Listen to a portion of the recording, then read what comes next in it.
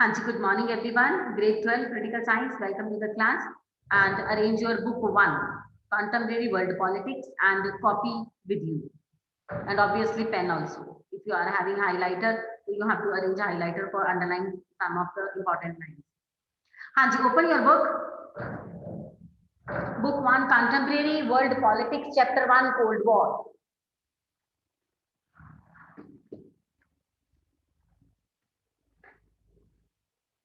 Yes अच्छा, यहाँ तक हमने पढ़ा था. First of all this is the time for recapitulation. एक बार रिकैप्चुलेट कर ले कि कोल्ड वॉर क्या था. Cold war was a silent war without weapons war with two countries, that is Soviet union and US America. ठीक है, दोनों में वॉर चल रही थी. दोनों ही एक दूसरे को छोड़ने वाले नहीं थे. दोनों ही एक दूसरे से बस यही कह रहे थे कि ज्यादा से ज्यादा हमारी आइडियोलॉजी समझी जाए और दुनिया हमें ही माने.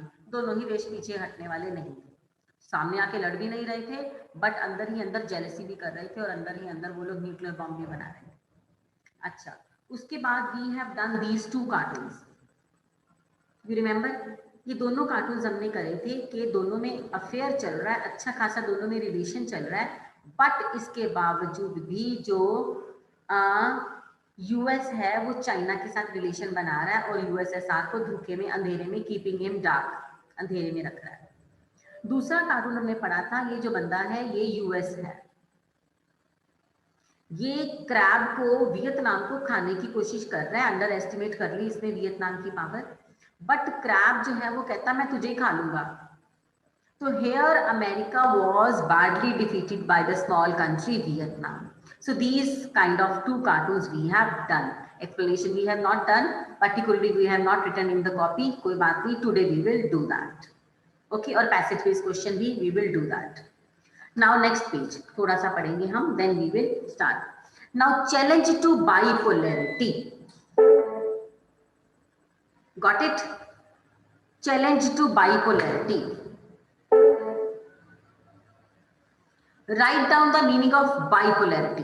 पहले बाइपोलैरिटी का मीनिंग लिखो अपने हाथ से. बाई होता है टू, ठीक है, बाईसाइकिल होता है ना, टू. तो बाइपोलैरिटी मतलब दो पोलर बन गए थे पूरे के पूरे वर्ल्ड में, खास करके यूरोप में आफ्टर सेकेंड वर्ल्ड वॉर. ठीक है, तो write down bipolarity meaning. Take a pen in your hand.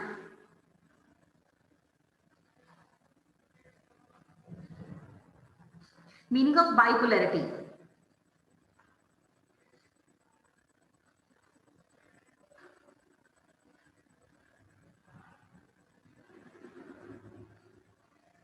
Yes.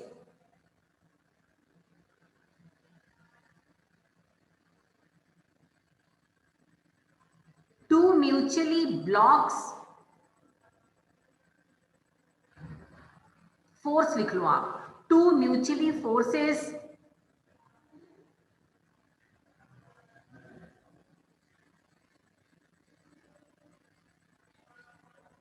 opposed natures or views.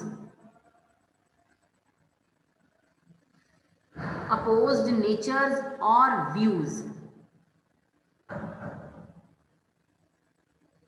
एक और मीनिंग लिखो इसका, ज्यादा क्लियर हो जाएगा. एक और मीनिंग लिखो. Having the use of two poles.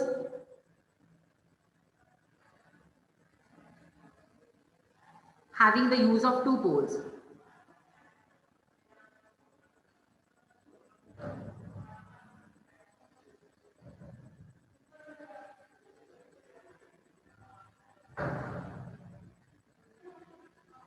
अब मेरी बात सुनो ध्यान से. अब कॉपी पे कुछ नहीं लिखना, बोर्ड पे देखो. मैं आपको थोड़ा सा बोर्ड पे समझा रही हूँ, ध्यान से सुनना बेटा. हाँ Muskan, you want to say something बेटा?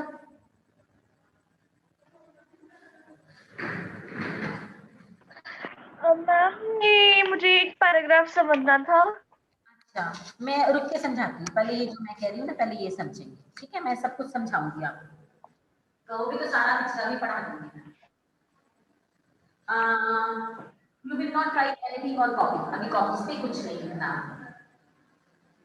सिर्फ पहले ध्यान से सुनो. चाहे दो स्टूडेंट हो मेरे पास, but both of you are important for me.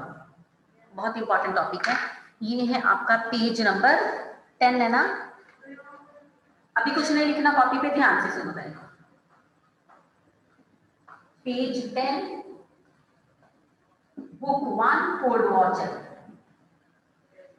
And the topic we are going to do today are challenge to bipolarity.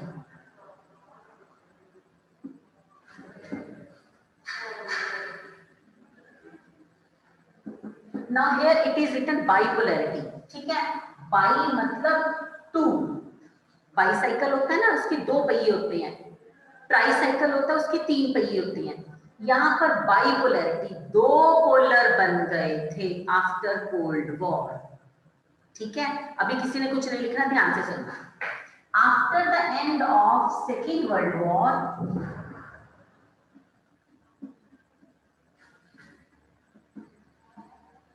in 1945, after the end of Second World War in 1945, the Cold War begins.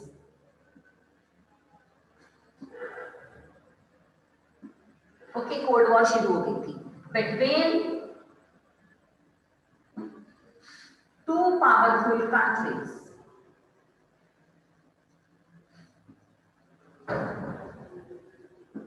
That is US and Soviet Union.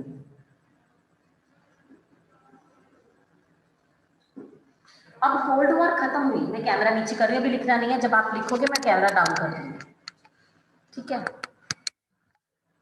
Now see, I'm just going to draw one box for your information. Cold War, bipolarity, bipolar world हो गया था, पूरी दुनिया दो blocs में but गई थी, ठीक है? ईस्टर्न ब्लॉक और western bloc, US and Soviet Union, Warsaw Pact और नाटो, ठीक है? ठीक है, 12 कंट्रीज उधर आ गए थे, they were trying to helping each other. अब कोल्ड वॉर से बाइपोलैरिटी शुरू हो गई। अब यहाँ पर दो वर्ड बन गए, दो वर्ड, दो दुनिया बन गई थी। एक था इधर अमेरिका, जिसने अपना नाम रखा था वेस्टर्न ब्लॉक, यहाँ था हमारा सोवियत यूनियन, जिसने अपना नाम रखा था ईस्टर्न ब्लॉक। ओके, मैं कैमरा इधर करती हूँ, रुको, ठीक है? Now this was known as NATO, North Atlantic Treaty Organization, Soviet Union, Warsaw Pact. एक चीज और लिख रही हूं मैं यहाँ पर, इसकी जो आइडियोलॉजी थी, कैमरा उधर कर देती हूँ मैं, आराम से आप पढ़ो ध्यान से। इसकी आइडियोलॉजी थी कैपिटलिज्म, सोवियत यूनियन की आइडियोलॉजी थी कम्युनिज्म। अब कैपिटलिज्म कहते हैं कि सारी के सारा पैसा एक बंदे के पास हो, कम्युनिज्म कहते हैं सारा का सारा पैसा सरकार के पास हो, गवर्नमेंट के पास हो। So this was the war between these two countries, दोनों के दोनों में इतनी कुछ जबरदस्त वॉर लगी हुई थी, कोल्ड वॉर, कि पता नहीं अभी दुनिया में क्या होने वाला था। This is called bipolarity. Okay, but आप जब आंसर शुरू करोगे, whenever I will ask from you, you will answer me from the Second World War. ठीक है? अभी मैं कैमरा फिर से इधर कर रही हूँ, आप देख लो जरा। मैंने जो लिखा था कि after the end of Second World War in 1945, the Cold War begins between two powerful blocks, that is US and SU. Cold war, bipolar, पूरी दुनिया दो ब्लॉक्स में बट के रही। One was US western bloc, another one was Soviet Union eastern bloc. Western bloc NATO, North Atlantic Treaty Organization and Soviet Union, Warsaw Pact. अब यहाँ पर छोटा सा लिख लो, यूएस के पास तो बेटा 12 कंट्री म्यूचुअल आ गए थे, 12 कंट्री छोटे छोटे आ गए थे इनके पास। एंड देन कैपिटलिज्म अमेरिका की थी पॉलिसी और communism Soviet. Now start writing, और जहां से जो दिक्कत आती है मुझसे पूछ लो। स्टार्ट राइटिंग बेटा। पहले इधर से लिख लो, मैं कैमरा उधर कर दूंगी, थोड़ी सी दिक्कत आ रही है ना स्क्रीनिंग में, तो कोई बात नहीं, आप आराम से करो, आप लिखो पहले। यहां से शुरू करोगे आप, ये ड्रॉ भी कर लेना। From here you will start. First of all write down today's date.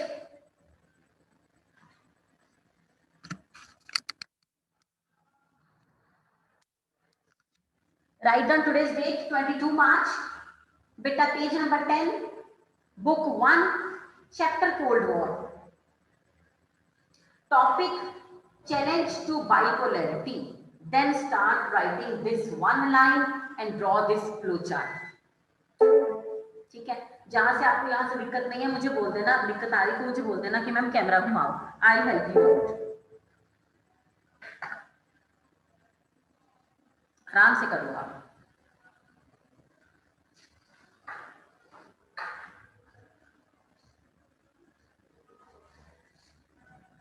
Hand raise कर देना अगर कैमरा घुमाना हुआ तो मुझे बता देना।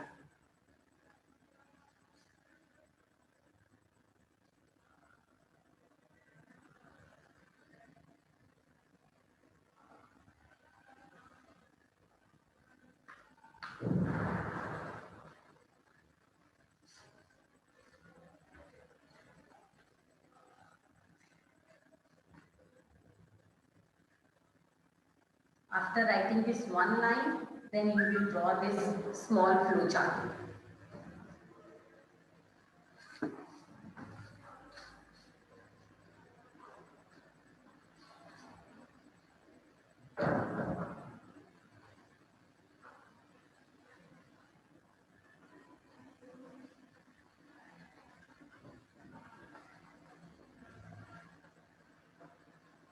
हाँ बेटा,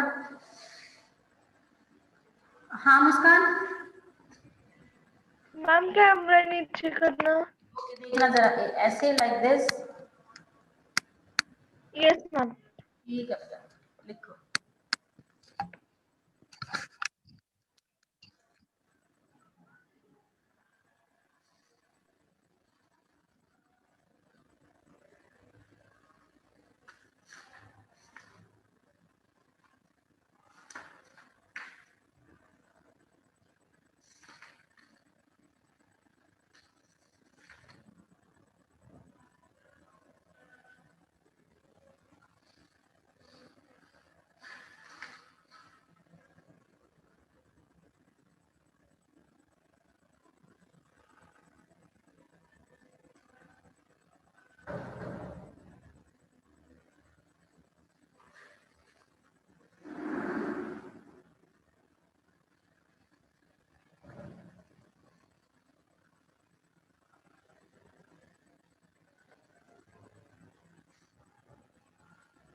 मुझे बता देना अगर विजिबल नहीं हुआ तो, but this thing is very very important, इससे सब क्लियर हो जाएगा।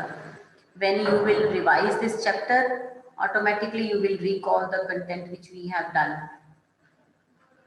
Okay,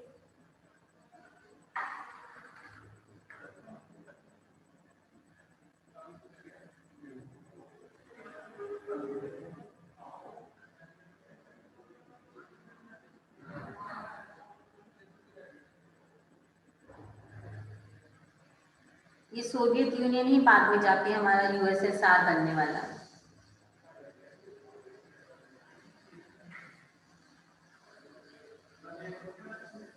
Show me thumbs up if you have done it.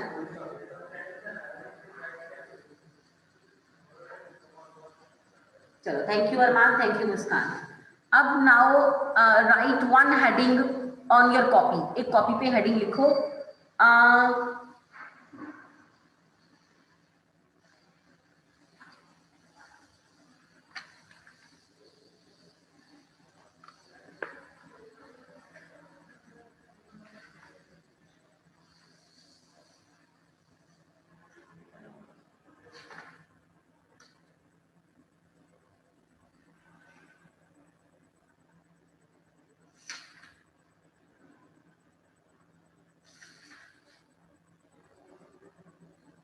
Bipolarity in the world, एक हेडिंग बनाओ, bipolarity in the world.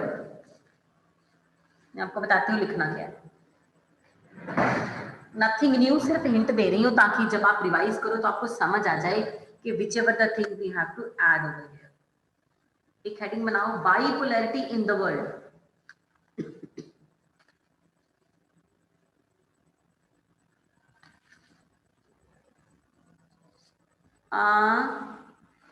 First heading, sub heading, first sub heading,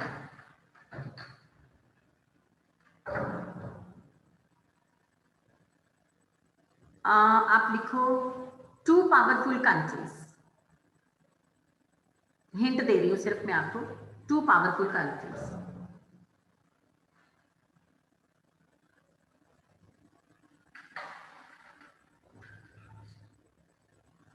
second, NATO and Warsaw Pact।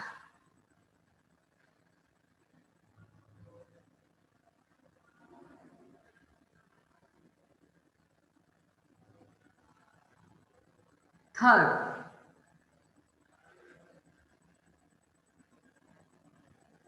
NAM, NAM।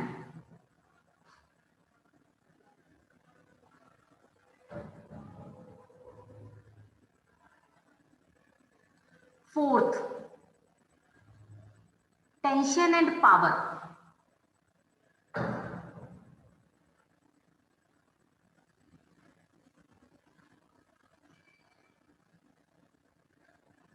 Fifth, SEATO and CENTO. याद आ जाएगा आपको जब आप book खोलोगे ना, day before yesterday we have done NATO, SEATO, CENTO. SEATO and CENTO सारा capital लिखना है, SEATO and CENTO, all capital.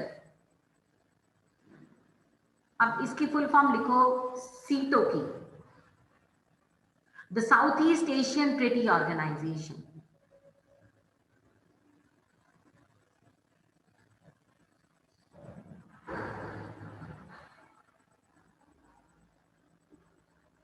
The South East Asian Treaty organisation. CENTO का लिखो जरा ब्रैकेट में।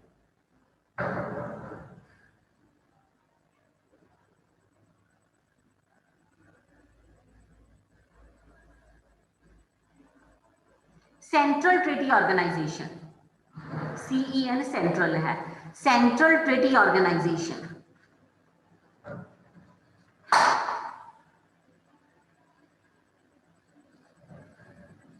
Central treaty organisation.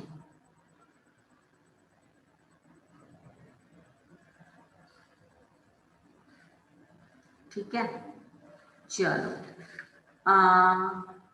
This much on right, इतना काफी है। अब आ जाओ बुक पे, वी विल रीड फर्दर, थोड़ा सा पढ़ेंगे। Challenge to bipolarity. Yes Muskan, start reading बेटा। Challenge to bipolarity. अभी कुछ लिखना नहीं है, अब सिर्फ हम पढ़ेंगे, ध्यान से सुनना। Challenge to bipolarity. We have already seen how the Cold War tended to divide the world into two rival alliances. It was in this context that non-alignment offered the newly decolonized countries of Asia, Africa, and Latin America a third option, not to join either alliance.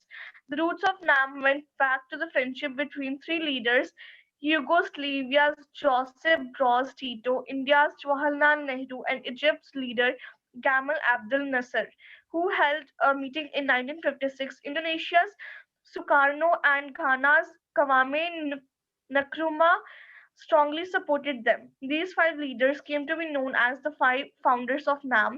The first non-aligned movement summit was held in Belgrade in 1961. This was the culmination of at least three factors. First, cooperation. Wait. अब 3 बातें बैठकर Belgrade में तय हुई। NAM में जाएंगे जो लोग, कौन सी कंट्री जाएंगे? जो बेचारे न्यूली इंडिपेंडेंट है, अभी नई नई आजादी मिली है, and those country who don't want to involve in the any either block in US और SU, किसी में नहीं जाना चाहते, तो फिर नैम बनाया।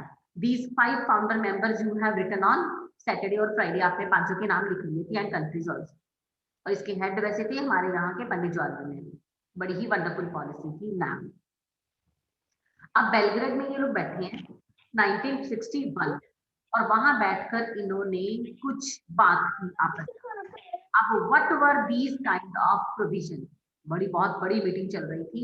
अब इन्होंने पांचों ने बैठकर क्या बात की? हाँ जी अरमान रीड बेटा, फर्स्ट पॉइंट क्या बात हुई बेलग्रेड में बैठकर? First cooperation among these 5 countries, growing Cold War tensions and its widening areas, and the dramatic entry of many newly decolonized African countries into international arena. By 1960, there were 16 new African members in the UN. चलो ठीक है बेटा, अब 3 बातें decide हुई कि जो NAM में आएगा वो बंदा कॉपरेशन करेगा पांचों के पांचों कंट्री से, ठीक है? 5 के 5 कंट्रीज एक दूसरे से कॉपरेट करेंगे। दूसरी बात, growing cold war tension and it's widening arenas, ये देखेगा कि इनके कितने ज्यादा एरियाज और बढ़ रहे हैं, टेंशन बढ़ रही है और इसको कैसे सॉल्व करना है। थर्ड अरमान ने पढ़ा the dramatic entry of many newly decolonised African and countries to the international arena. इसके बाद और भी बड़े बड़े लोग मतलब कंट्रीज नैम में शामिल हो गए और 1960 तक 16 अफ्रीकन मेंबर आ गए, newly members in the UN में आ गए। हाँ जी मुस्कान आगे बढ़ो बेटा, short paragraph.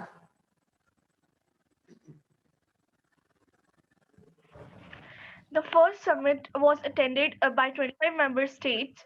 Over the years, the membership of NAM has expanded. The latest meeting, the 17th summit, was held Venezuela in 2016. It included 120 member states and 17 observer countries. चलो ये आपका 1 mark answer है। 4 1 मार्क आंसर एक ही paragraph में निकल गए कि कब हुई थी। अभी रिसेंट मीटिंग, मेरे पास ना पुरानी बुक है, देखना, see I am having the old book और यहाँ पर 2006 का डाटा लिखा हुआ है। आपके पास न्यू बुक है तो आप वो सब नोट कर लो कि कितने मेंबर्स थे, कितने ऑब्जर्वर थे और कब हुई थी, कहाँ हुई थी। 4 1 मार्क आंसर, एमसीक्यूज 4 निकल आए इसमें से। तो फुल पैराग्राफ हाईलाइट कर लो, ब्रैकेट में रख लो, very very important for your MCQs. ठीक है बेटा, चलो। As non-alignment grew, Muskan continue बेटा।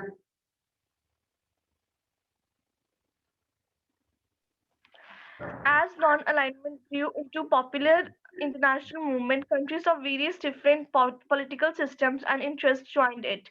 This made the movement less homogeneous and also made it more difficult to define in very neat and precise terms what did it really stand for. Increasingly, NAM was easier to define in terms of what it was not. It was not about being a member of an alliance.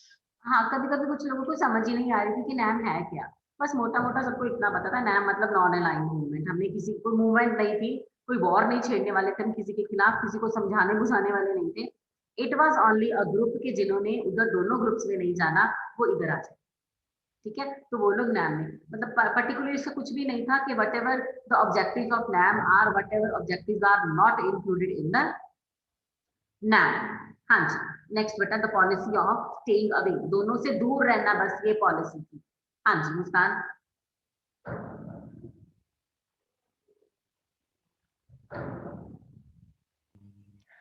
The policy of staying away from alliances should not be considered isolationism or neutrality. Non-alignment is not isolationism, since isolationism means remaining aloof from the world affairs. Isolationism sums up the foreign policy of the US from the American War of Independence in 1787 up to the beginning of the First World War. In comparison of the non-aligned countries, including India, played an active role in mediating between the two rival alliances in the cause of peace and stability. Their strength was based on the unity and their resolve to remain non-aligned despite the attempt by the two superpowers to bring them into their alliances. हाँ, बहुत से लोग समझते हैं कि non aligned मतलब कि not to align, तो आइसोलेट हो जाना, आइसोलेशन में चले जाना, दीन दुनिया को छोड़ देना, हमें दुनिया से कोई लेना देना नहीं, आइसोलेट हो जाना। ऐसा नहीं था नैम, नैम का मतलब ये नहीं था कि खुद को आइसोलेट कर लेना। सिर्फ नैम का मतलब ये था मैं लड़ाई झगड़े में नहीं आना, दोनों ग्रुप्स पावरफुल है, हमने किसी की लड़ाई में नहीं आना, इसका मतलब सिर्फ ये था। अच्छा, एक इंपॉर्टेंट लाइन मुस्कान ने पढ़ी है कि non-alignment is not isolation, since isolation is a means remaining aloof from the world affairs. Isolation sums up the foreign policy of US from American War of Independence in 1887 up to the beginning of the First World War. In comparison, the non-alignment countries like India, अब ऐसा है नहीं कि हम दोनों groups में नहीं थे तो हम सो ही गए थे, हम किसी भी ग्रुप में नहीं थे, हमें दुनिया से कोई लेना देना नहीं था, कट ऑफ हो गया था। इस दौरान हम बाकी सब जगह एक्टिव थे, हम बाकी सब जगह मेंबर थे, उन जगह पर मेंबर थे जो लगता है हमें की सेफ और बढ़िया थी, और इंडिया को वहां का मेंबर बनना, ठीक है। जैसे कि टू राइवल अलायंस को हमने छोड़ दिया था, but their strength was based on the unity and they resolve the remain non aligned despite attempt to to super power to bring them into their alliance. इसका मतलब ऐसा नहीं कि आइसोलेशन नहीं था, इसका मतलब सिर्फ ये था staying away from both of the blocks, ठीक है। चलो अरमान आगे पढ़ो बेटा, last paragraph, non alignment is also not neutral. पहले तो मुझे ये बता अरमान, न्यूट्रल क्या होता है? वॉइस को ज्यादा पता रहता है क्योंकि थोड़ा सा गाड़ियों वाड़ियों वाला सिस्टम है। न्यूट्रल क्या होता है? जनरली पूछ रही हूँ मैं, पता नहीं। बुक में से मत देखो, जब हम गाड़ी चलाते हैं, स्कूटर चलाते हैं, न्यूट्रल का मीनिंग क्या होता है? न्यूट्रल चलाना है न्यूट्रल मतलब या बाइक में न्यूट्रल से कर। अच्छा चलो ठीक है। तो यहाँ पर न्यूट्रलिटी का मतलब होता है कि उसको स्टॉप कर देना, न्यूट्रल कर देना, स्कूटर न्यूट्रल में चला गया तो बंद हो गया, है ना। अब पढ़ो, मैं समझाती हूँ कैसे नॉन अलाइनमेंट। अरमान पढ़ो। Non-alignment is also not neutrally refers principally to a policy of staying out of war. States practicing neutrally are not required to help end a war. They do not get involved in wars and do not take any position on any appropriation or morality of a war. Non-aligned states, including India, were actually involved in wars of various reasons. They also worked to prevent war between others and tried to end war that had broken out.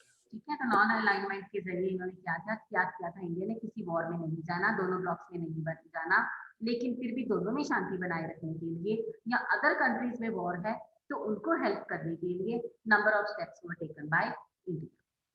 सो नहीं गए थे हम, isolate नहीं हो गए थे हम, फिर भी अवेयर रहे थे और दूसरे कंट्रीज की भी हेल्प कर रहे थे और कॉपरेट कर रहे थे।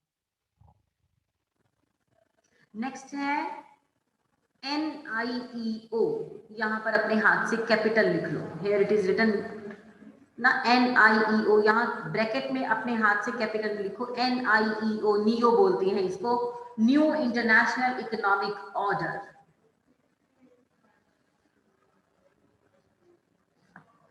न्यू इंटरनेशनल इकोनॉमिक ऑर्डर आज नहीं पढ़ेंगे, this we will read tomorrow. अच्छा, अब एक काम करो, आप वापस पीछे आओ, एक करेंगे पैसेज बेस्ड क्वेश्चन। बेटा पेज नंबर 3 पे आओ। I have marked it with red ink, can you see this paragraph? मेरी देखो बुक का हाल, मैं ऐसे मार्क कर करके पढ़ाती हूँ और रिवाइज करती हूँ। Here the paragraph is, the Cold War was not simple a matter of power blocks. Did you get it? Show me thumbs up if you get it. चलो ठीक है। हाँ, the Cold War was not simply a matter of power rivalries or military alliances and of balance of power. These were accompanied by the real ideological conflict as well. A difference over the best and the most appropriate way to organizing political, economic and social life all over the world. पहले मैं आपको इसका meaning समझाती हूँ, paragraph का meaning है। The meaning of the paragraph is that the war was not only, Cold War was not simply the matter of the two blocks, which will be the powerful, which will win and which will defeat. Actually, it was the war of ideology, कि किसकी ideology better है। जिसकी better होगी जो जीत जाएगा, whole the world will follow his ideology, capitalism America की या फिर कम्युनिज्म। तो it was not only the war of weapon और the war of military alliances से किसने कितनी आर्मी बना ली, so it was the war of ideology और पूरी की पूरी दुनिया की इकोनॉमिक और सोशल लाइफ को देखने वाली लड़ाई थी। Paragraph clear? Show me thumbs up if paragraph clear. चलो, thank you. Now start writing this question. No need to write down today's date, just make heading passage based question.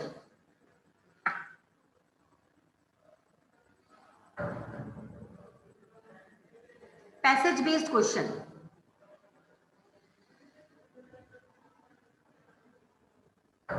ये ना आपने करना है ऐसे, देखो मैं दिखाती हूँ आपको कैमरा क्या है। I'm going to write here.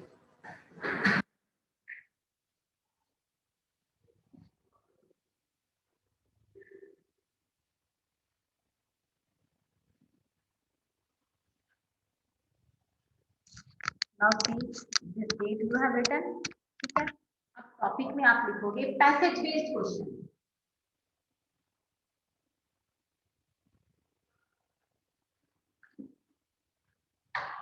Passage based question, right?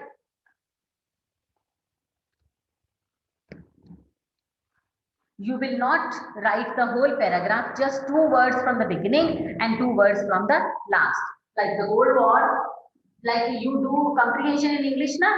In the same sense, you will write the Cold War.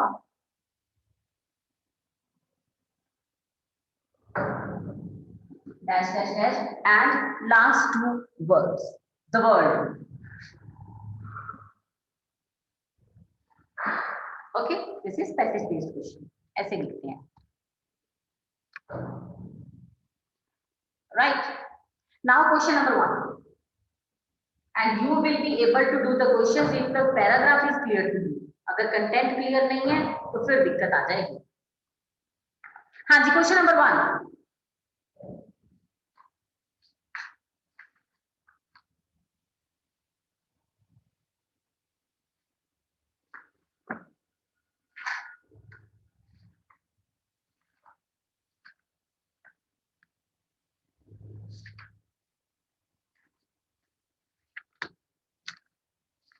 हाँ जी, question number 1, why is a war like situation called Cold War?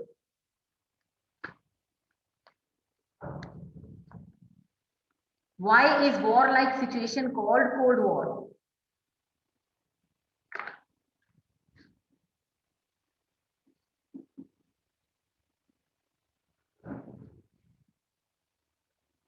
Why is war like situation called Cold War? Answer.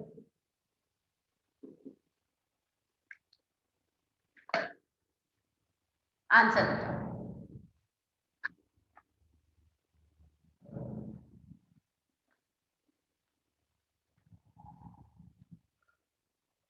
Why is war like situation called Cold War? Now this will be your homework. Okay, ये रहा आपका homework. But you will write this question with pencil. And tomorrow we will confirm, discuss, check, explain each other. Then you will make it. So you are going to write this answer with pencil on your paper, right? So thank you very much. Thank you so much for joining. God bless you. I'm going to end up the class.